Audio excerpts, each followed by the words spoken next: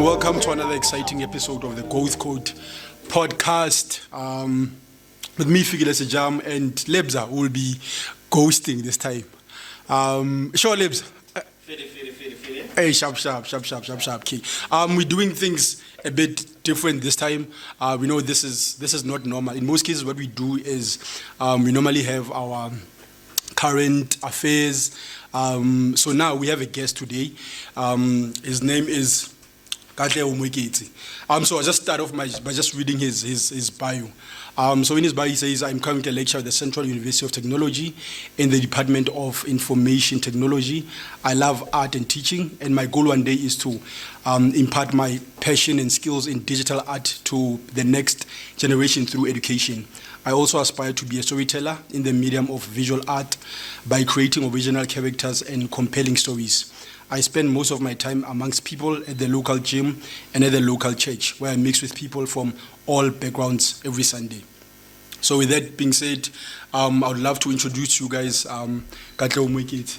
How's it, man? Let me officially quit you on camera. How's it, brother? No, it's good. Are you good? Yeah. Sharp. So what normally happens here when I actually when I'm in front of the camera with Lebza is we have this tendency of cursing. So I wanted that you spend time at the local church. So I'll try to actually refrain from from music.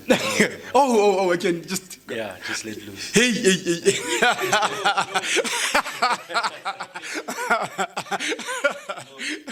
Yeah, he knows what he's saying, Harry. He knows exactly what I'm capable of. That's why I said, no. Let's not open that can of worms. I'll try to actually refrain from, because a lot of people never complain they're vulgar and all that.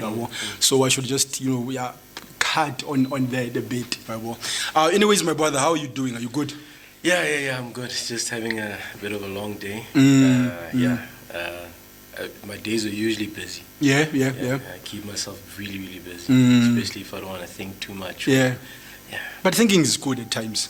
Why wouldn't you want to think too much? If you're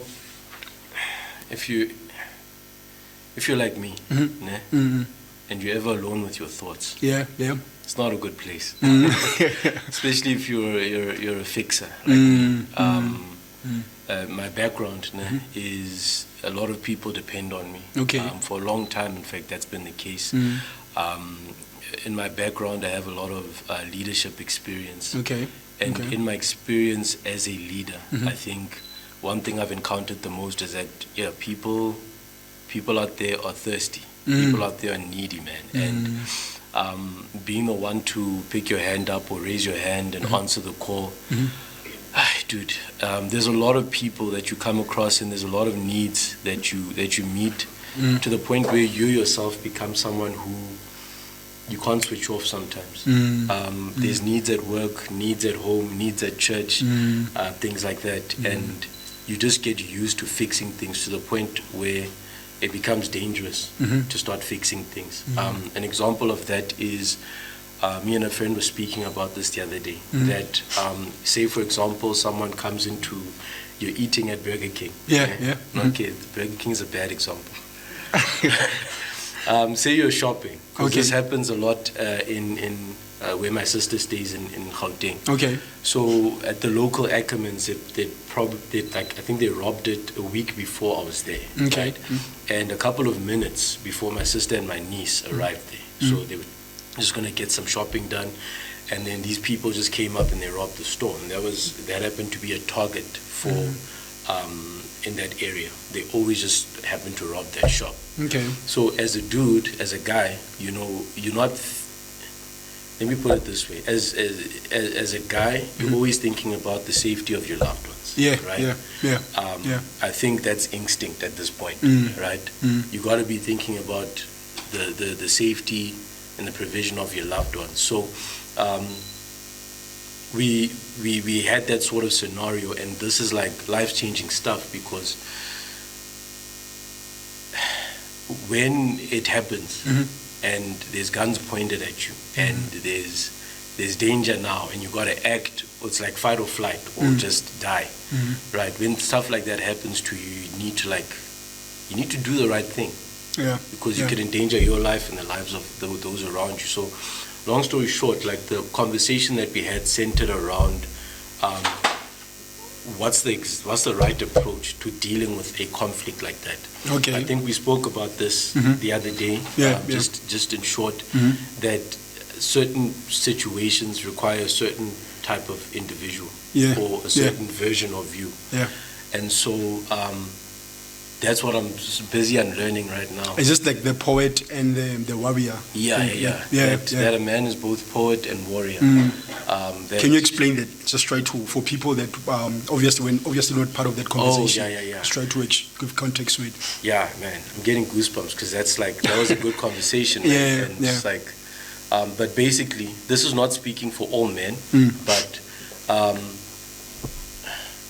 there's things that are intrinsic to men, that are natural to men, that I think should be a part of us, and I think they make the world a better place, right? Yeah. Because like I said to you on that day, only a man can deter another man. Yeah. Right? Yeah. Only a man can keep another man out of his territory, out of his space, right? Only a man can keep his own area safe. So, on that day, we were speaking about one of the guys in the Bible. His name is King David. And a lot of people, when they read about this guy, they have no idea how intense this dude was. All right, this guy, just for the sake of getting married, he collected people's foreskins. And not that foreskin, this foreskin. All right. So this man, because he was supposed to marry King Saul's daughter, right? King Saul gives him a challenge and says, hey man, for you to marry my daughter, I want you to go to the Philistines. Look, he already defeated Goliath. Now he's going to go to the Philistines and he's going to, he was ordered to go kill, I think, around 200 of them and bring back their foreskins. So it's like this part of your head. And so you skin him alive or you skin him dead, and then you come back with this part of the head. Now, that does not take a normal human being, or it doesn't take a mild person. It doesn't take a weak individual, right?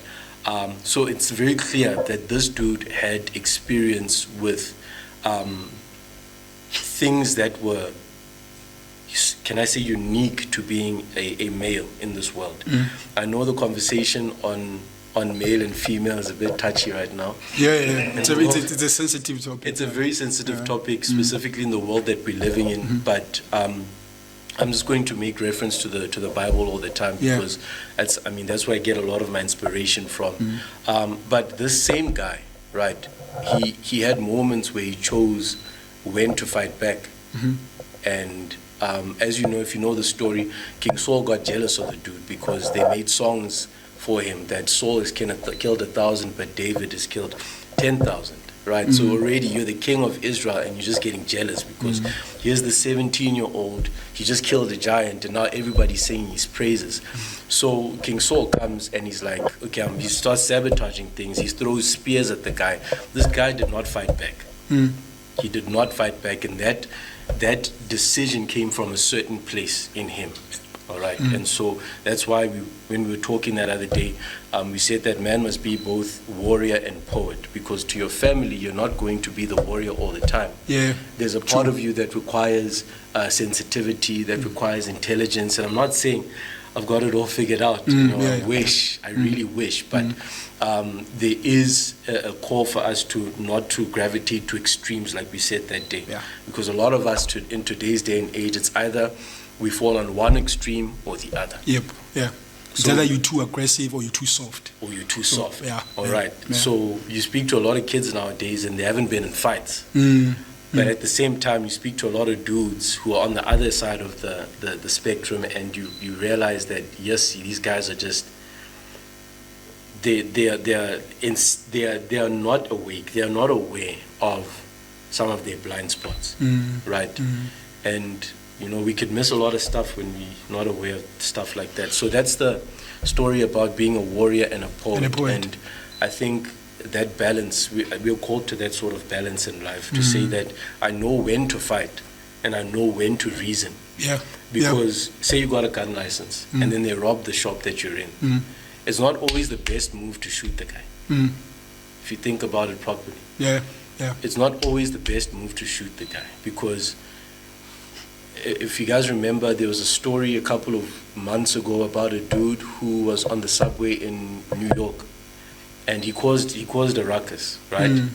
And I think he was making like real threats to people, and I think he was acting upon those threats. And then there was a Marine there, and he choked him out, and then the guy ended up dying. I can't remember the full story, but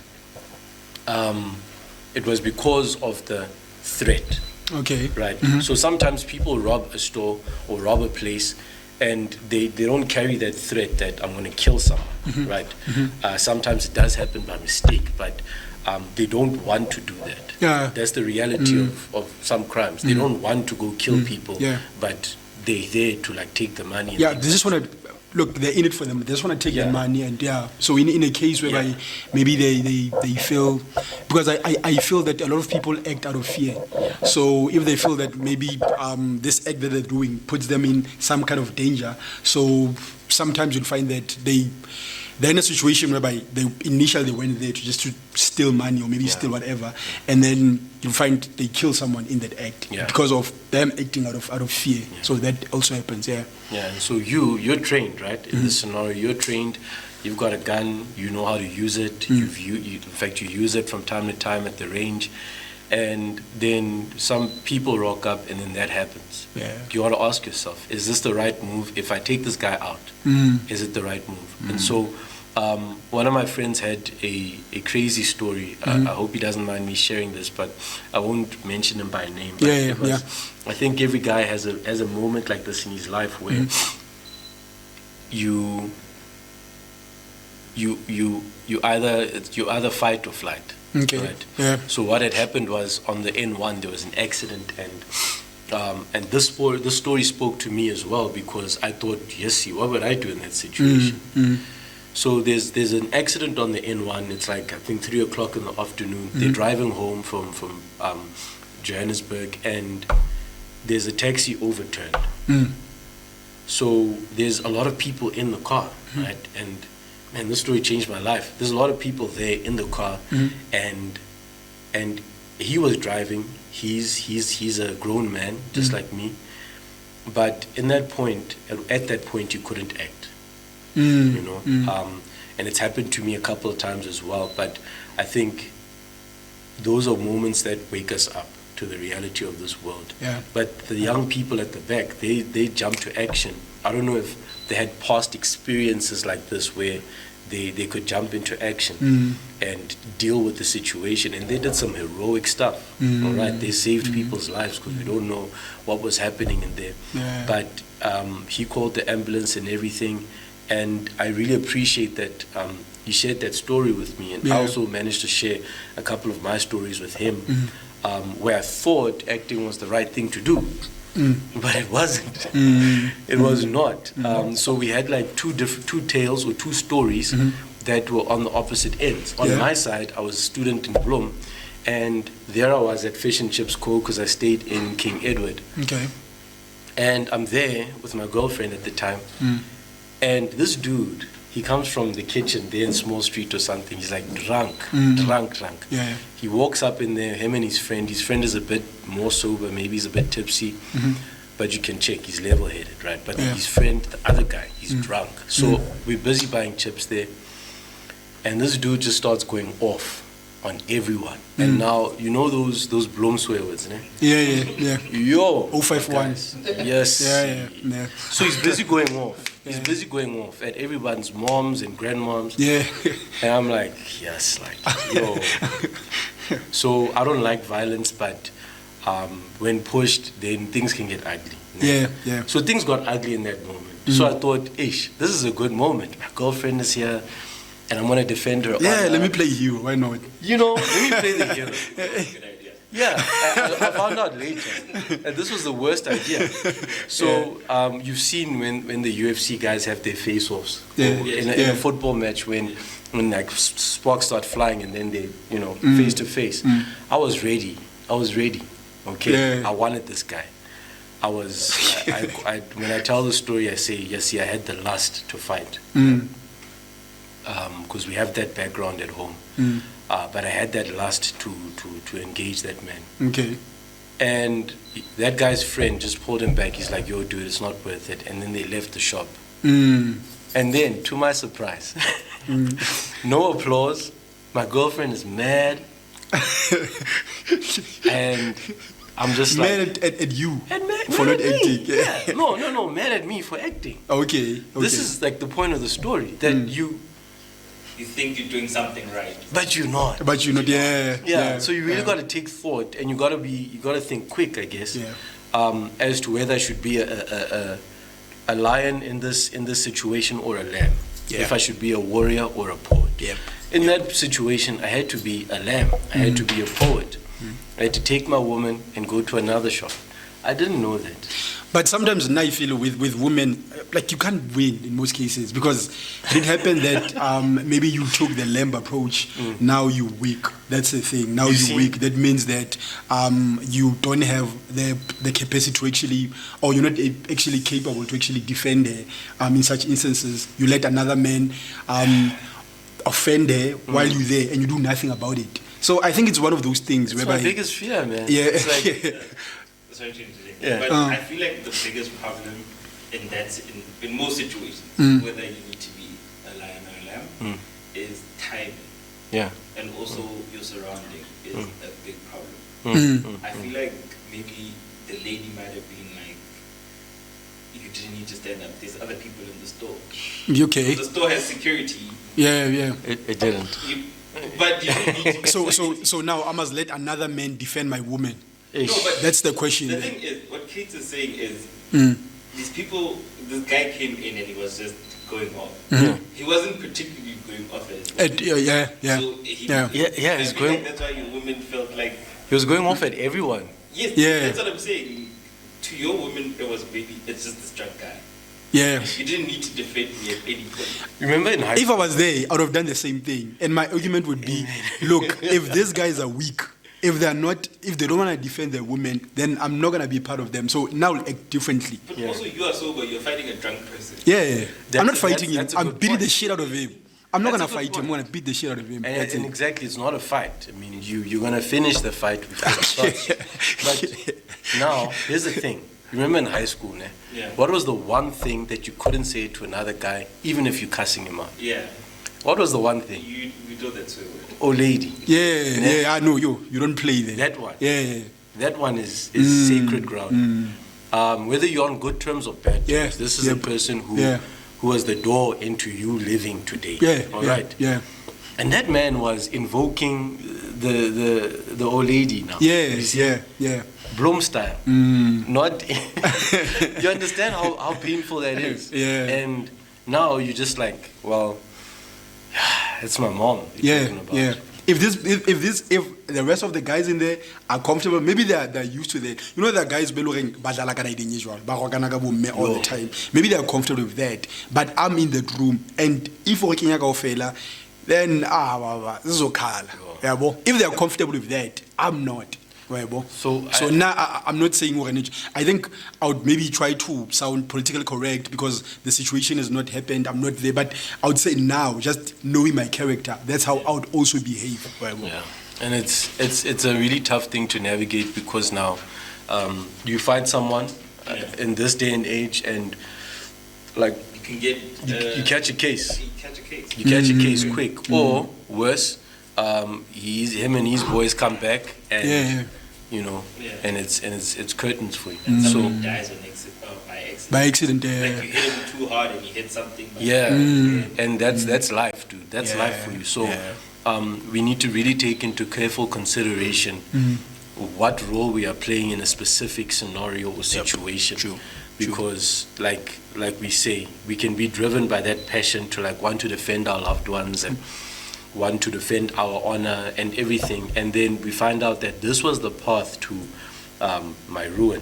Even if I was acting honorably, even if I was doing things that by a code. Like now, I'm living by that code in Paulsmore or in jail somewhere. And it's like that's a nightmare, dude. So it's like I think it's in one of the books of wisdom. It says it's better to be a live dog than a dead lion. Okay. It's like some battles you got to choose. Yep. You got to choose your battles carefully. You can't fight every battle. But if there's no other way, right? If there's no other way for your survival, then it's like, what are you going to do? Yep. Yeah, and so I think we do have a responsibility as dudes to like sort of sharpen ourselves or to keep ourselves sharp. I know everyone who's done any form of martial arts has said that they don't do it so that they can go win fights. From boxing to karate to like jiu-jitsu, MMA. It's an art of defense, and it's something that helps build discipline. Yep. And everybody that I know that is into martial arts or any sort of fighting sports, these are really extremely disciplined people. I mean, if you know anyone that's done a sport like that or has that practices that discipline, observe them, and you'll see the same thing. Maybe not all of them, but most of them that I know, they're pretty straight, disciplined people, and it's like, this person didn't learn the skills so that they can go fight at the club or fight in the streets. They learned this thing so that they can not go fight. I think even Bruce Lee said something along those lines, that the best time to fight is when you're not emotional, when you're not reigned or in fact ruled by your emotions, and you are calm. Yep. And that's also how you win fights. You know? But is it practical though? Because yeah. I mean, someone comes at you, already you're frustrated. There's emotions involved there. I feel fights are started out of emotions. That's why people say that words actually start fights, and words also have the power to end fights. So him saying that, I think some things, they make sense in theory, but practically, like, it's a bit of a stretch. The problem I have with that thing of things are started by emotions is that we also giving people guns, right? And guns are there for you to protect yourself. Yep. Not to shoot somebody because they're talking to you, women, and most of the times people use these things at the wrong time. And usually it's to fight something that you could have just walked away from. Yep. Or just had a conversation About it. Which makes no sense.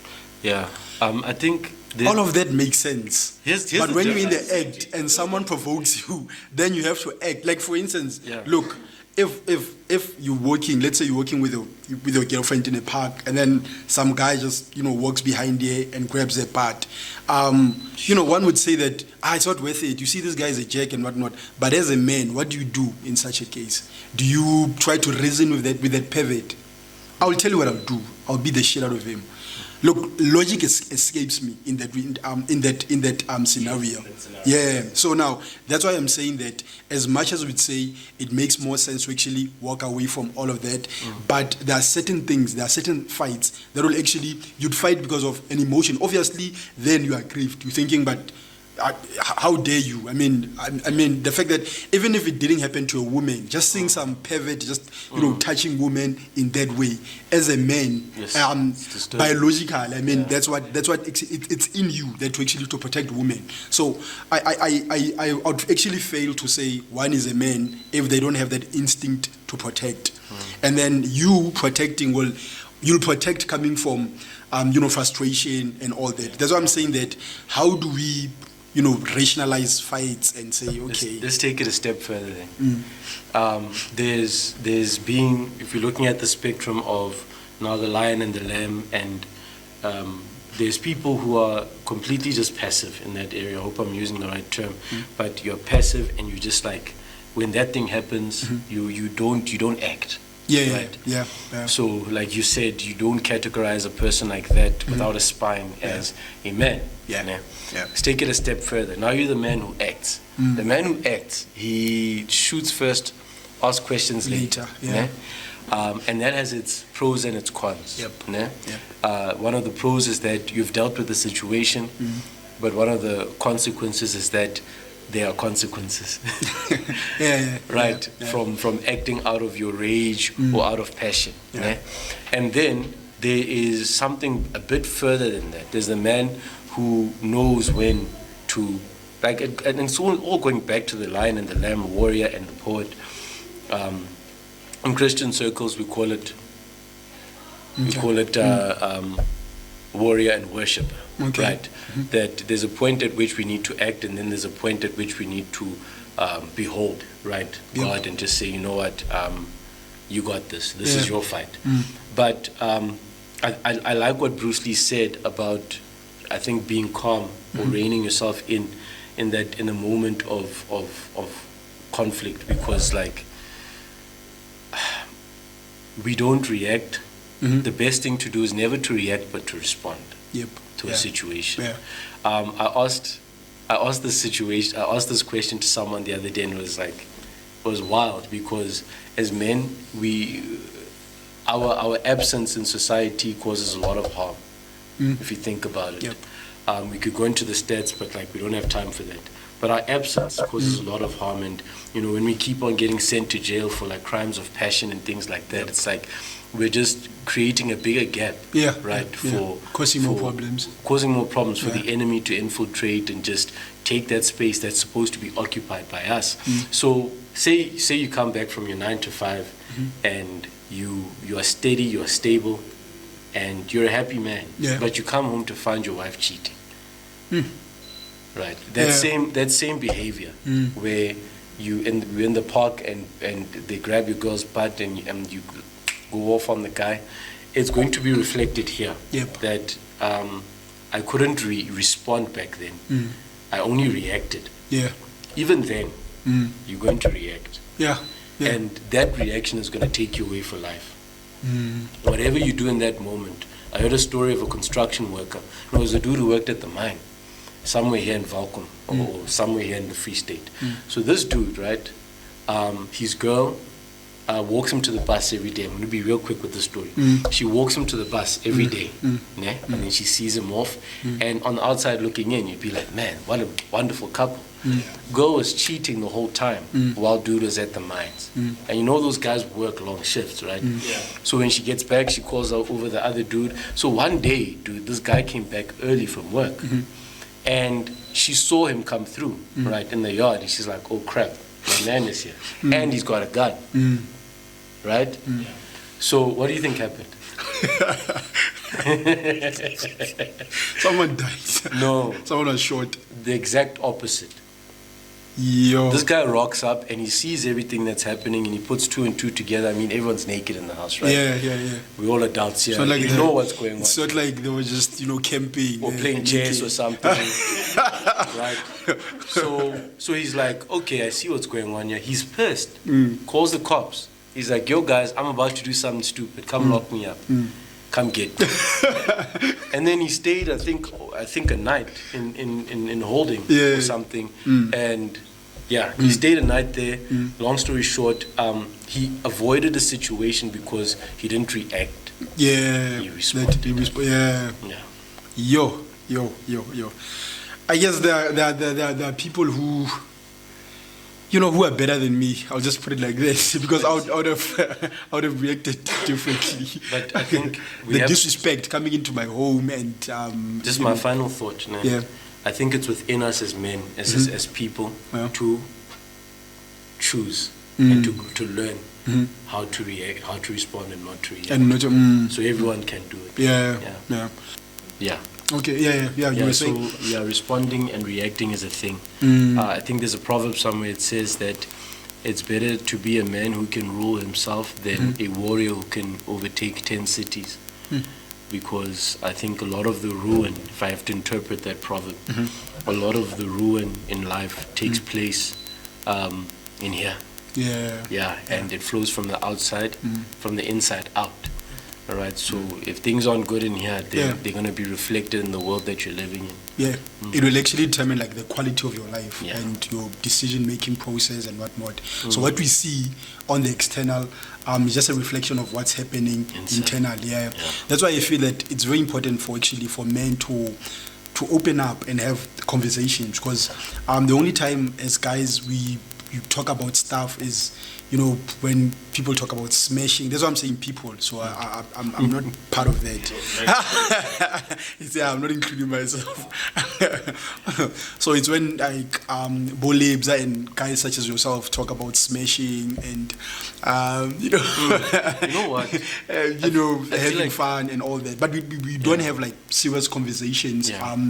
We don't actually, talk about things that are, sensitive, because how hlabu magasi, and then you talk about how you feel lemachita, will be like, when are you soft, and all that. So I feel it's important as guys rebel such conversations and Yeah. the way forward. But also the question is, where are those conversations happening? Funny enough, I was gonna go there as well. Okay. Because I found that the most intimate breakthrough conversations happen when we are drinking. When we're drinking. Yeah. That's when your boys can open up and say, yo, man, I love you, dog. Yeah. That thing that I did earlier, Yeah. Nothing. No, but that's for me, that's like growing up with Majita, that's like been the greatest point of, can I call it intimacy? Yes. It's like that I've had with my friends. Ne? And I'm talking guy friends. Yeah. That we always talk around the issue. We always talk around a lot of other things. And we'd rather talk about that or talk around an issue than go to the issue itself. And when after a couple of drinks, then problems are solved. Yep. And it's interesting to see us in that environment, because that's when we are able to open up. It's like you have that bravery to now go talk to that girl at the party. Yeah. But also the question is, when you're intoxicated, where this intimacy, where does it end? I don't know. I Because think obviously we will talk about, okay, maybe there's a situation that happened maybe like a month later, or like, and like that thing, how did it make you feel? Then you talk about it. The problem is that conversation ends that night. Yeah. When I ask you about it tomorrow, When you're sober. you're like, Yeah, let's all discuss that. Yeah. I don't know. I was drunk, and sometimes some of them are ashamed, or they opened up. They'll be like, I was drunk, man. Why do you take everything seriously that actually happened when I was drunk? So they try to avoid it. I think it actually kind of depends on your relationship with your boys, like your relationship with that specific person. Because if it's your boy and he opens up and he's like, yo, man, like maybe you guys are getting some drinking in, and he opens up and he's like, yo, man, I'm sorry about what I did. Yeah. Then it's like, for me, because this person is so close to me, it means a lot, dog, that this person apologized, because our pride is just we don't want to go there when we're sober. And we think that's right, but it ain't right, because the reality of the situation is that this person could be here today, gone tomorrow. And it's happened before. There's times in your life where you couldn't even say goodbye to someone that you care about, and you guys could have squashed some kind of beef. And I had an argument with some of my friends, not an argument per se, but a debate, to say that which is better, me leaving abruptly or you getting a chance to say goodbye. And we had a tattoo shop actually, and we're getting tattoos, and the tattoo artist, she goes, no, it's better if you just say goodbye. In fact, if you just disappear. So we're talking about death and old age, and my argument is that no, now you're left with this, like there's so many unspoken words. I could have apologized. I could have told you how I feel about you. I make things right, but they're on some. I think it's a personal thing, and I'm not saying either is wrong or right. But I feel that it's better if I can say goodbye to my loved ones before, I go. It's like for them to even say goodbye. That's something that they're always going to want to do. Now, if I just get swept away in a moment's notice, what's going to happen? You're going to sit with that thing, you never said goodbye for the rest of your life. And that's for some people. Other people, because death impacts us like profoundly, all of us. But I feel like me, just personally, I want to be able to say goodbye. That might mean you're dying a slow and painful death. But I want to tell you that, hey man, you've impacted me this way. And I think we also need to come to a place where we don't wait until you're on the sick bed to say things like that. Yeah. Right, and here we are again talking about the warrior and the poet. But going back to that thing, the other problem is the people we talk to or the people we consider friends, or sometimes they're a bit of big-headed, so you can't say things of compliments to them while they are still. Even when they're sober, they take it way too late, you know. Yeah. I think that's what love is, man. Like, you love your boys, right? Yeah. Yeah, those you consider your closest friends. You love those people. There's and oftentimes they do things that don't warrant that love, but you gotta love them anyway. Yeah. It's like I think that's what love is at the end of the day. That whether or not this person deserves it, you're still gonna give it. Yep. And we're not talking about your enemies here, right? Because that's another level of like crazy. Yeah. That's another level of tough, dog. To give food to your enemy. Yeah. Right. But love your enemy. But your boys, your family, these are people that are hard to love, dude. They are hard to love, and you gotta love them.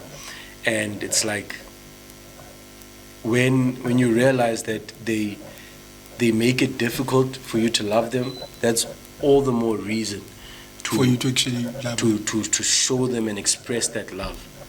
And I think for us as men, it's something that we need to. I'm not going to say it comes naturally. Yeah. But it's something that we need to do.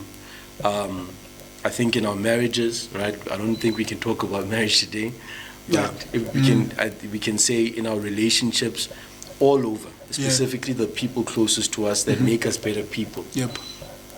Because these people that are hard to love, they make us better people, whether we like it or not. They might be big-headed, they might be full of themselves, they might be withdrawn, they might put up walls, they might do all these things. But this is just, it's crazy and it sounds counterintuitive, but it's like, this is an invitation for me to love you. Yeah. When my boys, after I had that fight, that almost fight at Fish and Chips in King Edward, this guy, his name is Bonginkos. He's now in Pretoria. I love that guy, man. Yeah, shout out to Bonginkos. Yeah, man. I learned so much from him. And he said to me, he's like, because we're in our structure in Bloem there, church structure. So he's like, yo, Kat, I heard that you almost got into a fight. I'm like, yeah, man. He's like, yo, man, I'm going to help you out next time something like that happens. But if you do it again, you're on your own. And he had some tough love for me that day. Yeah. Because he also was displeased of my actions to say, dude, you don't just get into fights like that, especially at this age that we're in. Yeah. Especially in this kind of environment. Bloem is dangerous. We hear gunshots in the road like every now and then. Right? In fact, everywhere is dangerous. But if he doesn't want to fight, then how was he going to help? He's like, look, if you ever get into a situation and I'm there, I'm going to help you out. Okay. But if you ever start some things like this, I'm not going to help you. I'm not going to help you because this is not on. He's telling me as a brother, as a friend, that you cannot live like this. Yep. You got to respond to situations. And love it's not always what we think. Yep. It's not what we see on television, but it's a powerful thing, it's a messy thing as well. It's like when you love someone, dude, you see how breakups go. Yeah, I mean, and I'm just talking about like, even if you have like a dog, man. Have you ever loved a dog? Oh, I love my dogs, man. Bruh. Damn, man. If anyone, just getting home and no, because I think no. Let me say this. You guys are gonna love this. They even made 4 movies about a dog. Yeah. You guys know what movie that is? John Wick. That movie was about a dog. Okay, I'm not a fan of. It started with a dog. Yeah. It's a movie just about a dog. It's about literally a man about protecting his dog. Yeah. Man, man. and it Dogs started are with the dog. man's best friends. Yeah. But I think to make a point, it's like there was love at the center of that movie because in the final installment of the movie, it's like, what was on his tombstone again? Sorry, spoilers. I haven't watched it. Ah, damn. I'm not a fan. No, I've never watched it. I'm sorry, guys. I just spoiled it. But he did all of what he did, man. You should see how many guys like this dude kills. This movie is good. You must watch it if you haven't seen it. He kills a lot of people, man, because of what happened in the beginning. He lost his wife, I think, to cancer, and then she left him that dog. And then these guys just come and kill the dog. So, like you said earlier, man, it's like there's no more logic. And he's a trained assassin, right? So he's gonna kill the whole world, and that's what he did. Just for a dog. So what I'm saying, though, to drive the point home, is that love is the most powerful thing there is. Yeah, amongst your boys, amongst just people, love can do a lot, and it's powerful because you are called to love those who are unlovable. I find that difficult, though. Yeah. When someone is unlovable, or maybe when someone pushes me away, I'm like, I allow myself to be pushed away. There are certain situations whereby, like what you say, like it makes a lot of sense in terms of when people are hard to love, that's when you must love them the most. But when push comes to shove, I'm like, hey, if you don't want me to be here for you, then I'm out. I'm out. So that's the kind of thing. But I feel certain things we learn. That's why it's important to actually have such engagement.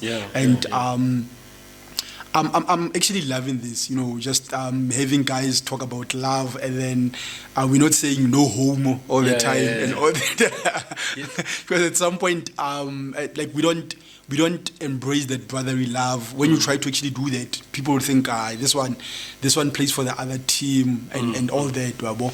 So that's that. Now, I think also you guys mentioned, Tori, guys are more open when they are intoxicated, right? So I've had instances where you out, and I always try to, like, I stay away from such things. Maybe you've even seen them for months or years, and then I even know how it starts. I know how this one is gonna cry at some point. The guy will be like, "Hey, I'm fair to yo, I'm good," because you'll be asking him, "Are you still good?" "No, I'm good, but you know how life is." And then, man, as much as we go through this, I know this one is about to. And then that's why I'm like, "Yeah, man, bro, I'll meet you on the flip side." I'm not trying to have another nigga cry on my shoulder. I'm like, "Yeah, my guy, I'm sometimes you gotta be like ESCOM, huh?" You gotta be that person. Yeah, man. I don't think I was built for that. It's like saying a giraffe must be a good swim at some point because it's in the water. It's a giraffe. A fish will always be. So I feel that guys were actually built for that, soft stuff. But here's the thing. We're going like this is full circle because we're going back to warrior and poet. Yeah, because you must know when to be soft. And, like you want to get married one day, right? I don't know, man. I don't know. Okay, say you do. say you get married one day. Nah? Yeah. Say there's a woman who just breaks down all your misconceptions about women in general, and she revolutionizes the way that you do this life thing. Yeah. And you say this is it. Because I think every man has that point in their lives, and you commit, and you get hitched, man. You get hitched. There's gonna be a time. I think even when you're dating. Yeah. There's going to be a time where this person is crying over the phone and you got to be a poet. Yeah. I get this is a woman, so I don't mind being vulnerable. In the presence of my woman. I don't even mind. Okay, I wouldn't cry when she's crying because I need to be a man. You can't, when a woman is calling you, she's crying, you're like, yeah, baby. And then you also help. So my point is, you're not going to handle that one like a warrior. And similarly, in situations where your brothers, who are your closest brothers and the people that you can, I think, see as brothers, you're not going to handle even their pain as warriors. It's like when your boy loses a parent, when your boy gets his heart broken. It's like you got to be there for this guy, even though you're not going to shed a tear. You still need to show that vulnerability to say that I'm still here. Okay. I told you about that care, but it will be okay, man. We don't. But I told you, Sister Jezebel. We need. I mean, I think that's us being warriors, and that's us being poets, and we're not going to treat the same thing, the same situation, the same way. But one argument I always get into with people is that, and I've done this a lot. I've had this argument a lot with ladies, because they go, "No, love is a feeling." And it is not a feeling. And I don't understand how, if you want to be loved the way that the way that you say that you want to be loved, how can you still define it as a feeling? Because what you're doing in life, as maybe someone who's supposed to receive love, doesn't warrant that love. Like, you push people away and you make people crazy and angry, yet they still love you, right? So how is that still a feeling? I don't feel like loving you. I'm gonna. That's love. That's why love is such a powerful thing, because at that point I'm treating you better than you deserve. And that is a grace that really we cannot live without. Right? I've always said it's more of like it's a verb more than anything. Exactly. It's what we do. It's what we do. Even if you're in a relationship with someone, you have to, on a daily basis, like consciously decide to actually, love that person. Because tomorrow, if it's a feeling, feelings come and go. So you have to take that decision, be intentional to say that I'm gonna call it today. As much as you call it every morning, I'm just gonna check on it. Doesn't mean that you have that thing already. Every morning you wanna call someone, but now you're doing it because you're being intentional about it. So that, because if we actually governed by just feelings, at some point when we don't feel like doing stuff, that's where the whole relationship collapses in a way. So I've always been saying that you don't, in terms of like in relationships, I look at what I'm more of an observer. I look at what a person does more than what they say, because people can actually tell you, okay, I'll do this and this, but now their actions don't match with their words. So I would rather have someone say, let's say I'm hungry, and then give me food and say, you are useless and whatnot, but here's food. Then actually have someone come up to me and say, yo, I love you so much, but they keeping the food to themselves. I love you so much, you're so valuable and whatnot. By that time I'm hungry, right? So then it's not about what they are saying. It's about their actions. If their actions are actions of love, then I would say this person loves me. You'll even say, I know this one will curse at me before giving me stuff, but they'll give me stuff. And then you gravitate more towards people like that. That's powerful. So that's that. So in terms of that, people want to be told, this nice stuff. They want to be, swept off, and then when it comes to actually doing the work, then you see, but this person does not love me, because it makes no sense for a girl to tell you that, but I love you, you my everything, I'll kill my parents for you and all that.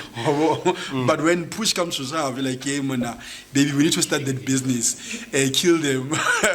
We need that life insurance money and whatnot. Do it, and then you'll see. It just waits. It just waits. That's what I love the work of. David Goggins would say, look, I would tell you that at 1 o'clock I would be running, and people would say, but this guy is crazy. It's like, it's not just words.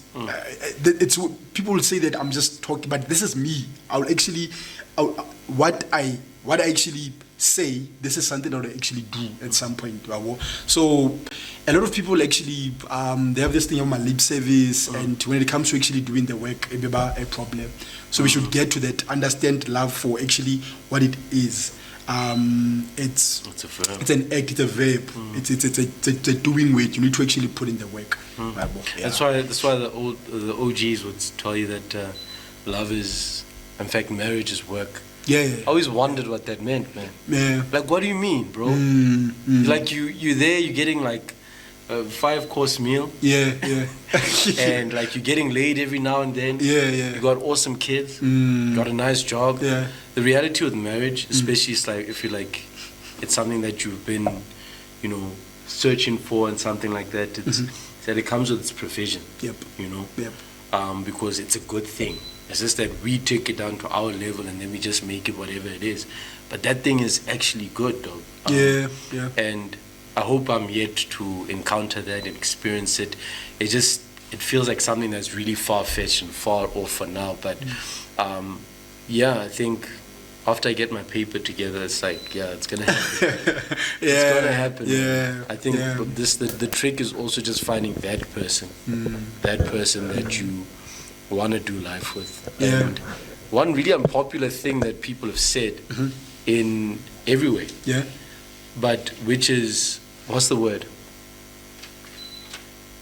It's the opposite of what we. So basically that's that. We know there's going to be a lot of like inconsistencies in terms of the content. It's because I think that's the beauty of a podcast. There's mistakes that are long, so we're not trying to product everything is perfect and whatnot. So a podcast is just a reflection in your life. Okay, clip like the first part whereby maybe camera it ran out of battery space, it ran out of battery life. If that's the case, maybe we do a retake and then that flow. But that's the beauty of a podcast. We keep it raw as fuck, I guess. So I said I'm not gonna cuss. Can't do that. So I think that's the only way that actually youth fandak fuck today at least. Because people say okay, like I cuss a lot. I think they said that I heard somewhere that people who cuss a lot are really honest people. Yeah. So I guess that's like the one positive we can take from it. I call a spade a spade. Yeah, but I think Maribone can get hard. Yeah. But I think just to add on to what you said about the imperfection of what's like everyday life.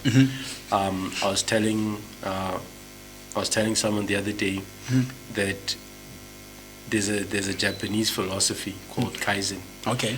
It's how they built the Nissan GTR 35. And this word basically just means continual improvement, even if it's just by 1%. Yep. So we got to be better than yesterday by 1%. Not better than our neighbor, not better than our friends, but better than us. What you were yesterday. Like your biggest competition. Kind of thing. Be our biggest competition, and even if it's just by 1%. Yep. And people stumble and fall over that measure of improvement to say that, dude, 1%, are you sure? But it's like, it's about consistency and not intensity. Yep.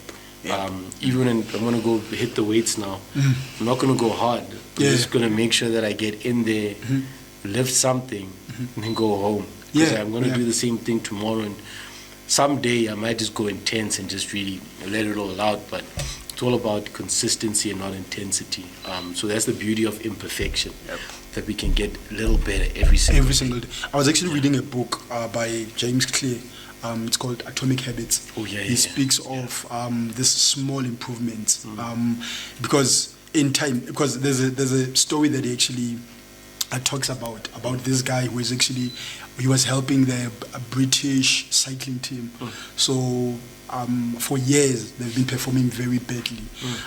At some point, so he comes in, this guy, and it was so bad that guys who actually are in the business of actually manufacturing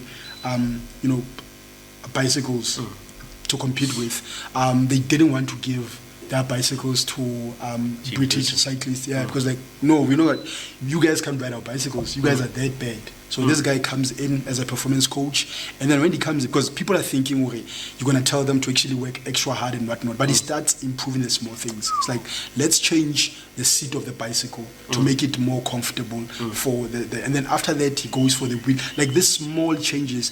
And long story short, in 5 years the British teams started being one of the best. To this day, in Olympics, you find that the cycling team is one of the best. So coming from behind, they actually, because people, all of the coaches that actually came before him, they thought in order for you to actually win is to actually outwork people. But sometimes it's those small things that we actually don't take into consideration that actually have that ability to change things. So it's in those small acts. I've been saying, if for instance you're doing, since you made an example, going to the gym, for push-ups, you'd say, for instance, you have a target to do 50 push-ups every day.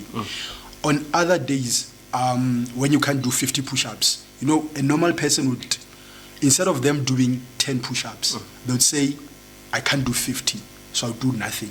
So they have this mentality, okay, it's all or nothing. And it's not supposed to be like that. I'm telling you right now, 10 push-ups is better than no push-ups at all. So even if on your normal day you can do 50, maybe on that day whereby you're not feeling well, just do 10. It's fine. As long as you're doing something. And those days will come. Those days will, yeah. Those days whereby will come. you don't feel like doing anything, and then you're like, okay, let me just start doing 10. And you'll be amazed of how your body responds to that. From doing 10, you're like, I did 10, I can do 20.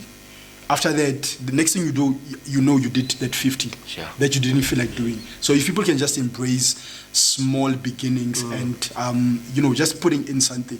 If you put in droplets of water, after a while, the cup will be filled. It will take time, but the cup will be filled. But people would rather have no droplet coming in because they would say that it's just a droplet. It will make no difference.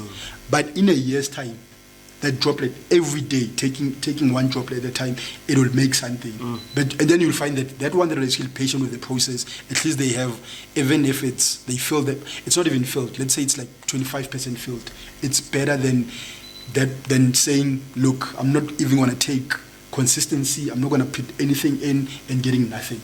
So if as people we can just embrace small beginnings and consistency, like you said. Yeah. The good book says, do not despise the day of humble beginnings. It says that because people do despise it. They hate it. Yeah. It's not that they don't acknowledge it or what, they hate when things start small. I think it's a patience issue. But yeah, man, I think I needed to hear that today. It's really powerful, man. Because also, however, even look at, because people don't understand this thing, delayed gratification, right? That's what happens when you go to the gym. You train your bicep. Doesn't mean when you walk out of the gym, you might be pumped, right? But we know what's going to happen tomorrow morning. You're still there. So the gym will actually teach you how life is. That gratification is delayed. Right? So you have to work out. After 3 months, it's only then you'll see results. But before that, nothing really. Yeah. So people just want to get in the gym, and then after that, they want to walk out of that space looking like Arnold Schwarzenegger. It does not happen like that. It takes years. It takes patience. It takes steroids. Lots of steroids. I love that conversation because the research isn't even complete yet on that one. But the story is true. Yeah, I mean, what that Arnold was on. We're not saying Arnold. Okay, we're saying everyone. Yeah. Everyone. Everyone is on steroids. When you get humongous, Yeah. There's a certain level where where like your body's like, okay, now we've pushed that envelope. There's no growth from here, and then you need external motivation to actually come in. I think at some point we need to actually maybe talk about steroids and all that, because it's something that's very controversial. Yeah, we know a lot about. Yeah. There's some that you shouldn't take because they really, really mess with your brain. This one guy said that he took something, a D something. It's not D balls, but it's like, I can't remember the names, but that's for animals. But dude, he said most that of this steroids were trained for animals. It was trained. It was trained, and he said that. Okay. Yeah, just in conclusion, he said no. He felt like there was a crowd behind him shouting all the time. That's how much he was tripping on that stuff. But anyway, man. I think we'll just have to revisit this conversation. Maybe we'll just start the next. I think we need a part 2. We need a part 2. We need a follow-up on this one. It was a fruitful, thought-provoking conversation. That's why we have this platform, to actually have such, conversations that actually motivate people or just spark an interest in people. So, yeah, man, it was nice. Thanks for coming through. Please, man, we actually do need that part 2. Okay. And for everyone who's watching, thank you very much for watching the Growth Code podcast.